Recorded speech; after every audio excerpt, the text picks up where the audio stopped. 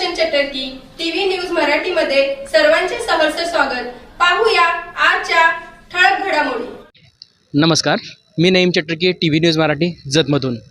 आत्ताच हाती आलेल्या बातमीनुसार दलित पॅंथर सेनेचे श्री प्रशांतभाऊ केदार यांनी चक्क जतमधील प्रशासनालाच धारेवरती धरलेला आहे।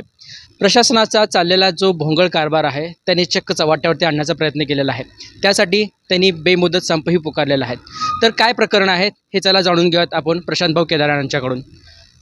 प्रशांतभाऊ, टीव्ही न्यूज मराठीमध्ये आपलं स्वागत आहे। तुम्ही जो 5 जानेवारीला बेमुदत संप पुकारलेला आहे, धरणे आंदोलन पुकारलेला आहे, तो कशा संदर्भात आहे आणि हा करण्याचं कारण काय आहे? जतचे विद्यमान तहसीलदार प्रवीण धानोरकर आणि विद्यमान प्रांताधिकारी अजय कुमार नष्टे यांचं या जत तालुक्यामध्ये जो भोंगळ कारभार चालू आहे, महसूल प्रशासनाच्या पदाचा जो गैरवापर चालू आहे, त्या पदाच्या माध्यमातून कोणकोणत्या पद्धतीचे भ्रष्टाचार केलेले आहेत त्याचा एक उत्कृष्ट नमुना म्हणजे उमराणी गावामध्ये जो ओढापात्र आहे, त्या ओढापात्रामध्ये जवळजवळ 392 ब्रास मुरुम हा अवैध मार्गाने टाकण्यात आला। या ओढा नालापात्रामध्ये ॲक्च्युली नैसर्गिक नाला मुजवण्याचे कुणालाही अधिकार नसताना बेकायदेशीररित्या उत्खनन केलेला शासनाची लाखो रुपये रॉयल्टी बुडवलेला मुरुम या ओढापात्रामध्ये टाकण्यात आला। त्याची कुठलीही रॉयल्टी शासनाकडं भरून घेतली नाही आणि ओढापात्र जे मुजवलेलं आहे ते बेकायदा असताना त्यांच्यावर सरपंच असतील, उपसरपंच असतील, ग्रामसेवक असतील यांच्यावर कोणत्याही पद्धतीची कारवाई तहसीलदारांनी केलेली नाही। ETS मोजणीमध्ये सुद्धा हे स्पष्ट झालेले आहे की जवळजवळ 392 ब्रास मुरुम हा इथं आलेला आहे। परंतु आमची वारंवार मागणी आहे की प्रशासनाकडे तुम्ही दंडात्मक कारवाई का करत नाही? या जे तुम्ही आता बोलतात की जे प्रशासनानं जे ओढापात्र जे मुजवलेलं आहे त्याचे काही आपल्याकडे पुरावे आहेत, काही दाखले देऊ शकता तुम्ही की आता जेणेकरून की तलाठी आहेत, सर्कल आहेत की जे या भागामध्ये काम करत आहेत त्यांनी यावरती लक्ष दिलेलं नाही आहे असंही तुम्हाला म्हणायचं आहे का? महाराष्ट्र शासनाचे JR आहेत, त्या JRनुसार आमच्याकडे ते JRचे पुरावे आहेत। ते पुरावे आमच्याकडे उपलब्धसुद्धा आहेत की नैसर्गिक नालापात्र मुजवताना कोणत्याही पद्धतीनं संबंधित विभागाच्या परमिशन घेणं फार गरजेचं असतं आणि ओढापात्रामध्ये जो मुरुम टाकलेला आहे त्याच्यावर नियंत्रण ठेवण्याचं काम तलाठी, मंडल अधिकारी आणि ग्रामसेवक यांचं आहे। मग या 3 जबाबदार अधिकाऱ्यांनी याकडे दुर्लक्ष केलं।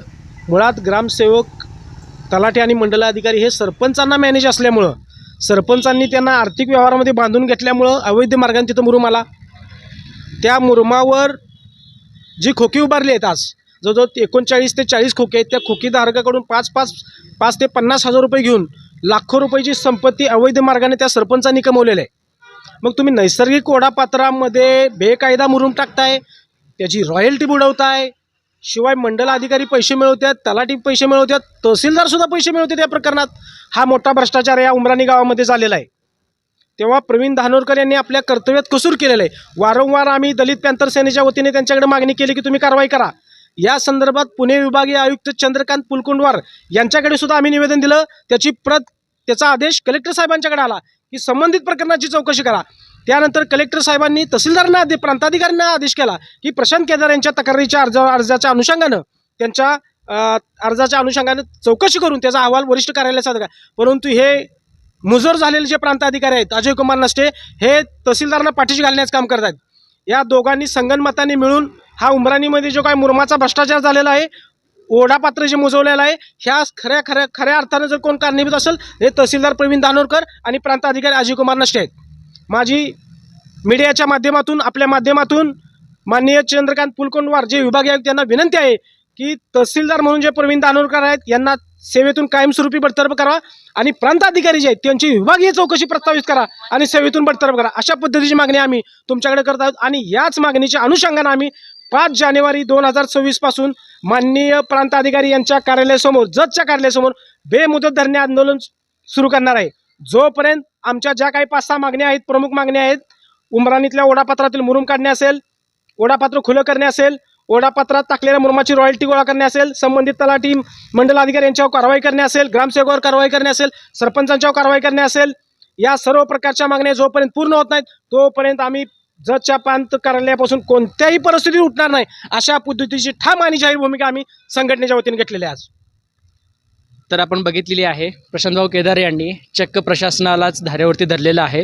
भ्रष्टाचाराचा मोठा आरोप होत असूनही कलेक्टर प्रांताधिकारी आणि तहसीलदार हे झोपलेले आहेत का, की त्यांना कोणी जागा करण्यासाठी दलित पॅंथर सेना पुढे येणं गरजेचं आहे. भविष्यात येणाऱ्या कोणताही कारवाई होईल की न होईल याच्यावरती जतकरांचं लक्ष राहील आणि शक्यतो उमराणीकरांनी पण प्रशांतभाऊ केदार यांना सहकार्य करावे अशी जनतेतून एक होणारी अपील आहे. मी नईम चटर्की, टीव्ही न्यूज मराठी, जत. पुढील बातम्या पाहण्यासाठी आपले चॅनल लाईक आणि सबस्क्राईब करा व बेल आयकॉन दाबायला विसरू नका.